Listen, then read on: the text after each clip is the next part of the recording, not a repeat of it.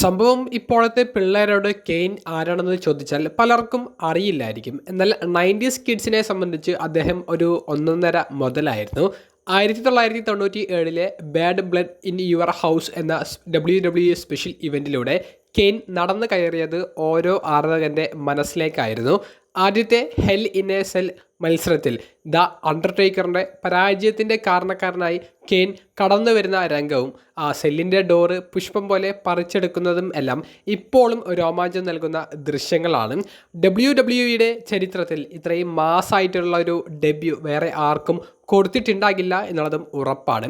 ഇത്രയും ആരാധകർ ഉണ്ടായിട്ടും WWE നല്ലൊരു റിട്ടയർമെൻറ്റ് കൊടുക്കാതെയാണ് അദ്ദേഹത്തെ പറഞ്ഞു വിട്ടത് എന്നുള്ളതാണ് എല്ലാവരെയും ഞെട്ടിച്ചത്. പക്ഷേ WWE കരിയറിന് ശേഷം പൊളിറ്റിക്സിലേക്ക് ഇറങ്ങിയ കെയ്ൻ അമേരിക്കയിലെ ഒരു സിറ്റിയുടെ മേയർ കൂടിയായിരുന്നു. നിങ്ങൾക്ക് ഓർമ്മയുണ്ടോ ദ ബിഗ് റെഡ് മെഷീൻ കെയ്നെ?